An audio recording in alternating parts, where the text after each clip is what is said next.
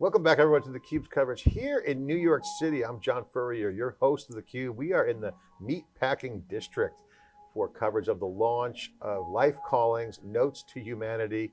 It's been a great lineup of an emerging community who has a great mission to put the human first and preserve humanity in the digital world we're moving into very fast, as software that was built to be a tool is now impacting our experiences in life. We got a great guest here, Martha Adams, who's a social impact strategist and storyteller, and according to Newsweek is one of the 125 Women of Impact, award-winning storyteller, friend of theCUBE.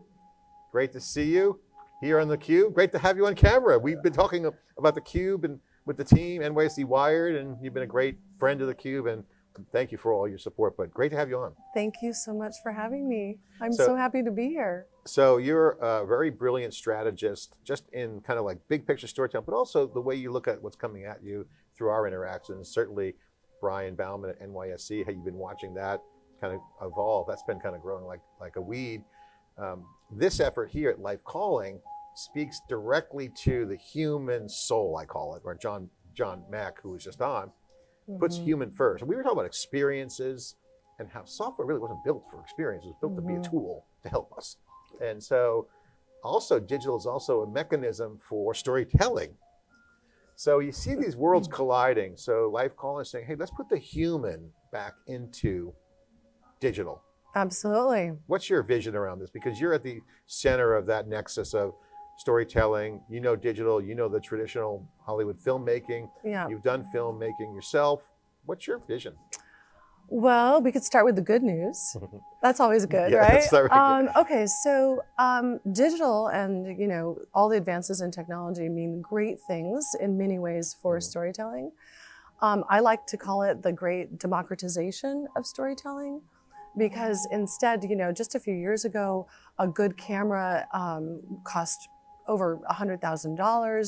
You would have to have a team of people. You'd have to fly, just the cost to travel alone. So the decision to tell a story had to involve many people and many investors, which meant that most stories didn't get told. And so now, if you have a phone, everybody is their new own studio chief. And of course, we see this with influencers telling us to buy certain creams and all of that. But we also see for the first time stories about teenage girls who are on the front lines of climate change in Sri Lanka telling their story. And it also means that when me as a filmmaker from Los Angeles travel to Sri Lanka, that I'm not arriving with this entourage of people who don't understand that culture. Instead, I'm arriving and I'm collaborating with somebody, and they're in a position of power. And suddenly we're truly making and telling a story together. So that is the good news. The good news is, again, the democratization of storytelling, because we all now have the tools. The bad news is significant and is extensive.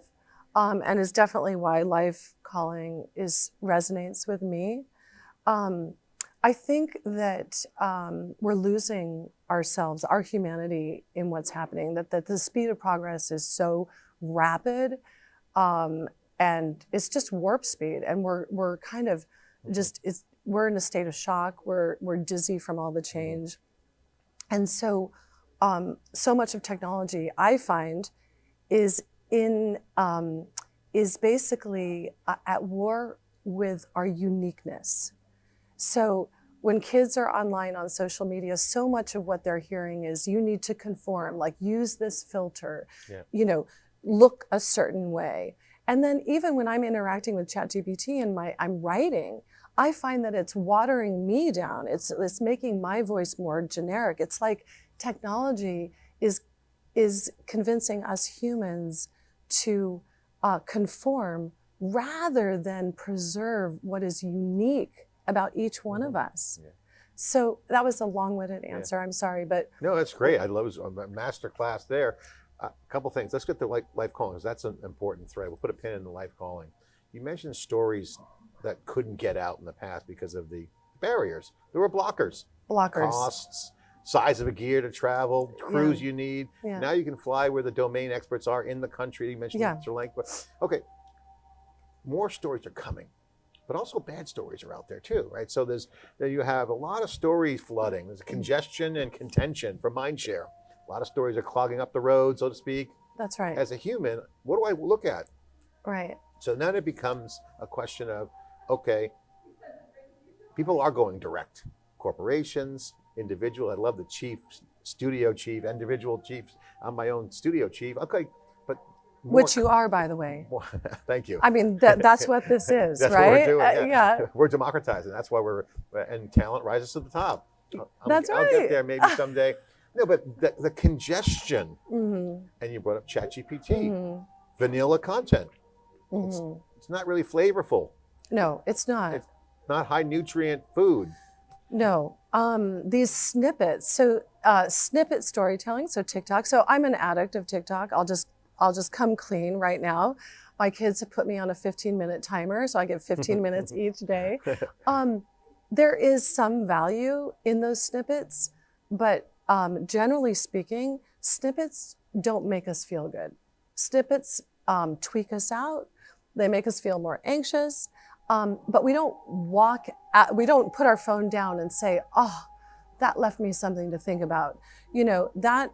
And so that's what we have to be really cognizant of, is like, who is going to produce and release and distribute and market and make sure that people watch meaningful stories. And so that's like, there's an art to it, it's craft to storytelling. Yeah. The meaning behind it, the story arc, what's the purpose? Does it appeal to someone? What are the layers? What's the nuance? I mean, exactly? I mean, but so what's your view on that? Is it a lack of skills, or is it that the apparatus of the mechanism it's a mechanism. is taken over so fast that it's like, I'll shoot whatever I can and do something funny or whatever? It's a complicated answer. There's many forces at play. Because of the economics, studios, it used to be that a lot of the studios took chances and would make really meaningful stories, but because of the rising cost of production, they are favoring sequels and they're not taking those chances anymore. The major media platforms now, there's two. In the celebrity death match of media, the media brawl, TikTok and YouTube won. Yep. And unfortunately, they prioritize quantity over quality. And so the studios are prioritizing sequels, TikTok and YouTube are prioritizing quantity, and then a lot of the storytelling platforms that did regularly release meaningful stories, those are at risk of being closed. So there's an opportunity for a third. There is. Well, this is not supposed to be a moment for me to talk, but I know that I, like yourself and many others, are now launching our own production companies that are 1,000% just devoted to meaningful stories. And that doesn't mean like they're all feature films, but a meaningful story can spill across, including TikTok and books. I mean, my last film campaign was music events. It was 2 books. It was audio. So like we can do all that now. Yeah, and I think what's interesting is like, you think about distribution, where shows go, and TV, theaters, Netflix, Prime, the consumption layer is very much click, click, click, certainly online app, but also lean back living room. YouTube just announced that they've certainly won, but they've now tipped over and now have more viewing in the living room. YouTube TV has that surpassed. Just happened. Okay, that is significant because that's brand new. That means the cable cord's cutting. But think about the unlimited channels. Remember the old cable guides? It started out with 10 channels, then you had 30, then you had 300. It's literally one click away. So still linear TV. Everything's linear TV at some level. You record it, you ship it. But the ability to someone to put their own channel out there is available. So John Mack could have his own channel for Life Calling, which is a great name, by the way. I love the name. Right. It could mean anything. It is a great name. It is. What's my life calling? I ask myself every day. Yeah. I'm sure everyone else does, but he's out of the meetings. But he could have a show. Yeah. Well, you could have a social impact show. Yeah. And make it good. And make it good. and not be just a philanthropy kind of thing Mhm. where it's like, here's our mission, support a pledge, pledge drives or whatever they do. But you can actually use entertainment and knowledge content. And that's back to the democratization of storytelling, is that if anybody has a burning desire to tell a story, such as Life Calling, you don't have to wait anymore. And you don't have to ask permission from anybody anymore. You can just open up your computer and press play and start. And if you're passionate about it, chances are there are going to be many people out in the world. It might take you some time to find them. And that's the great challenge now is discoverability. Is like, how do people discover me? And so that's like a whole other topic of conversation. Well, I know we talked off camera about some of your visions around how media is going to roll out, but let's be specific let's use Life Calling as an example, or maybe theCUBE or the work you're doing.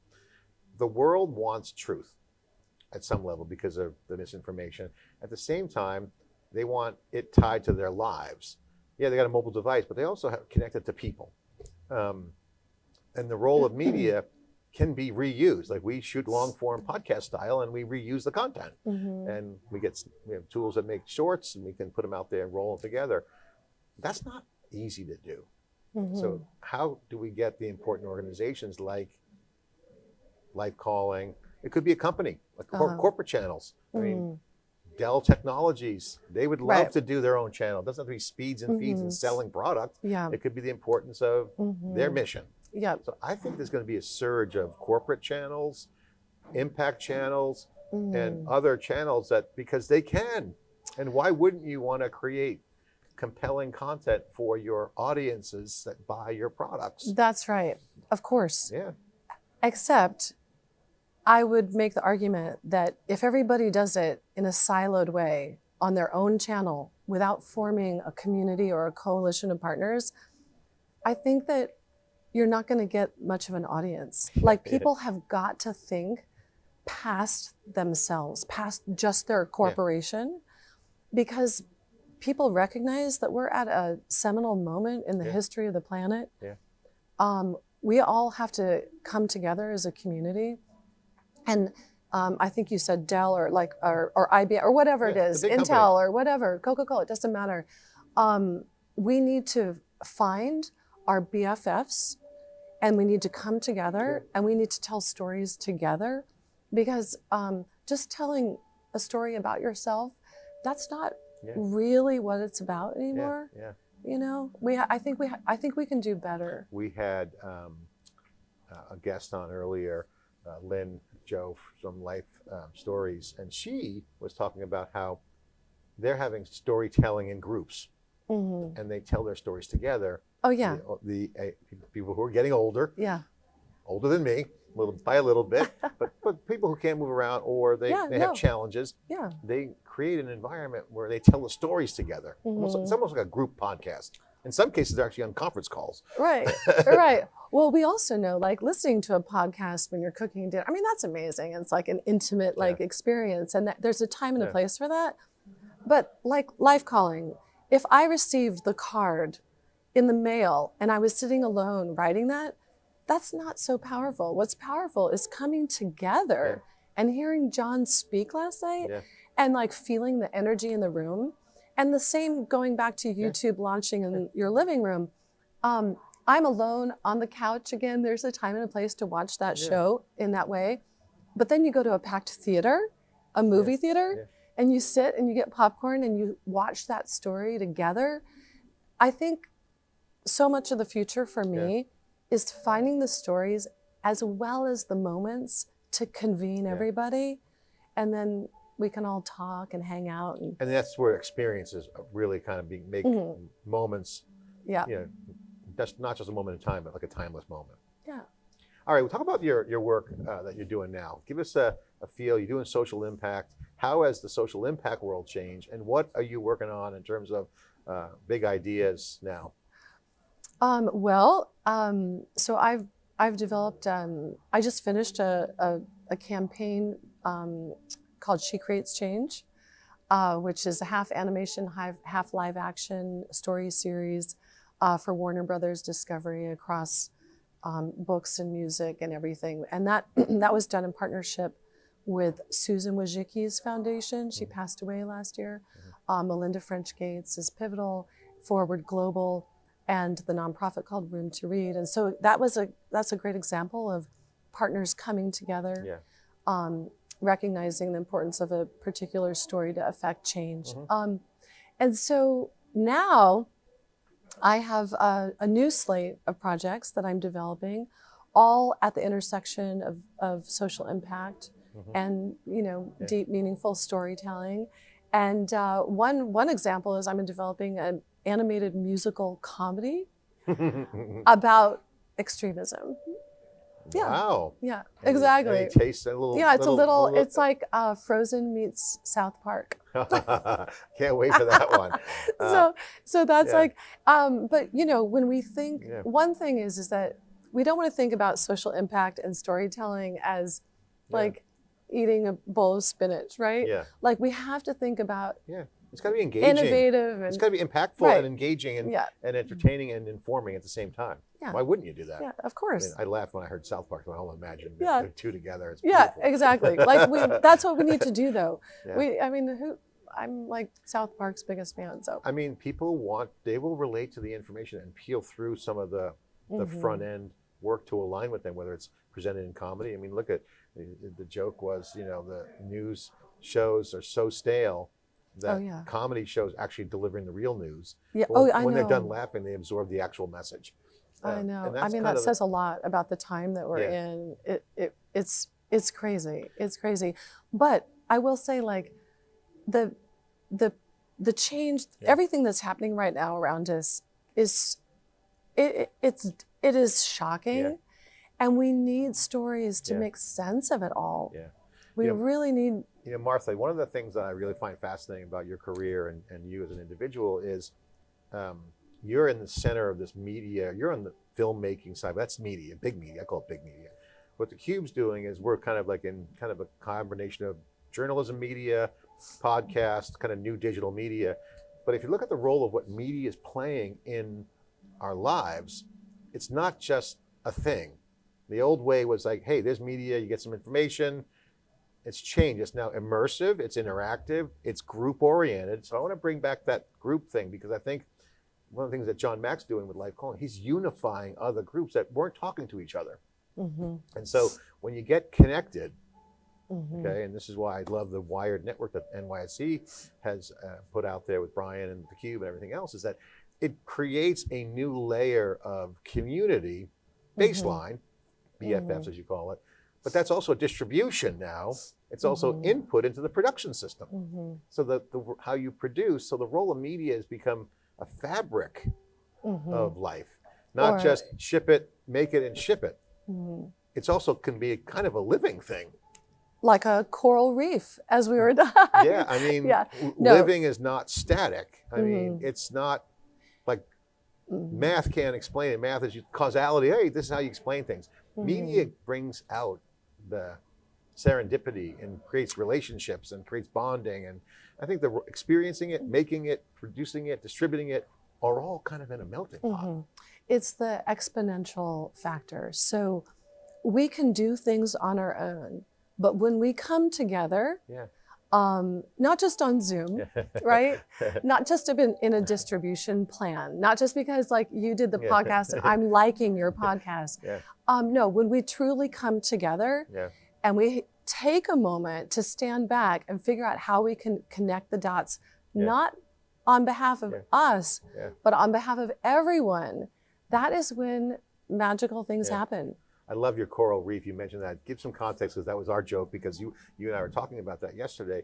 It's a great metaphor if you go into the future, think about what a future could look like. Say a coral reef needs to be restored. Tell the coral reef little analog. Well, it's very much why we're here with Life Calling, right? Because your work at theCUBE and in partnership with NYSC Wired, those are all those people who come through your studio that you sit down and talk with, they are the great innovators of our time. They are inventing and technological progress that is going to solve the greatest problems of our time. But when they tell their story, they're talking to you about the speed of the data or how they're going to store the data. They have a small part of the greater story. But when you add up everything that they're doing and every way in which they're innovating, where does that take us? And I just use the coral reef as one example because all of that technological progress could help eventually solve the restoration of an entire coral reef. So what we have to do is like stand back, take all the members, all these remarkable people who are coming through your studio, and say, what is that narrative? Because that's the narrative that's going to include everybody, not just Silicon Valley, and not just the few people that have the privilege of walking through the exchange. Those are so few. And most of the billboards in Silicon Valley and San Francisco, I don't understand any of them, you know? And so we have to like... It speaks tech.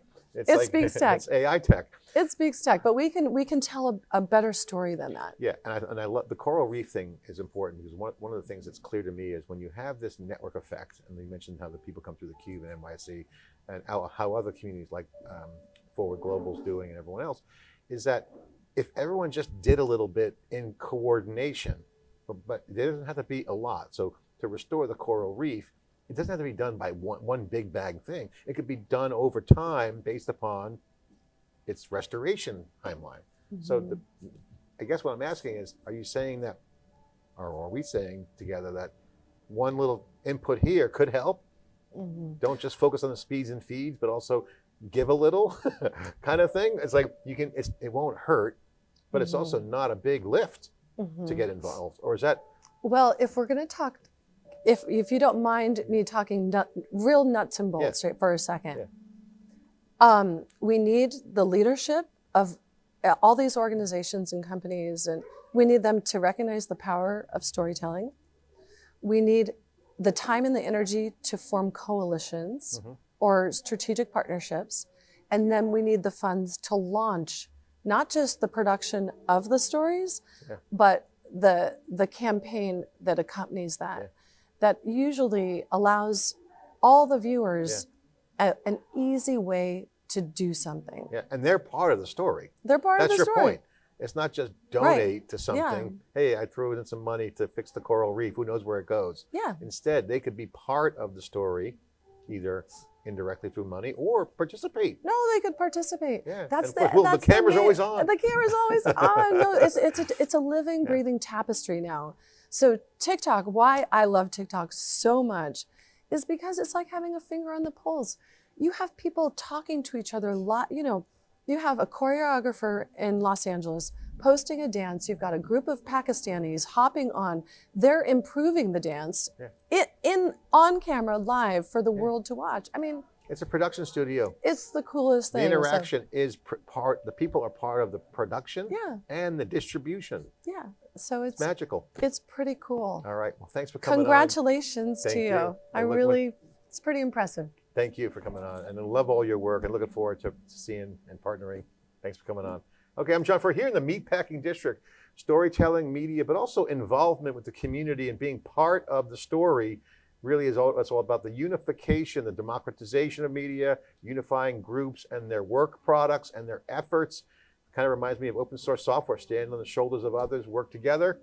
Teamwork is everything. I'm John Furrier with theCUBE. Thanks for watching.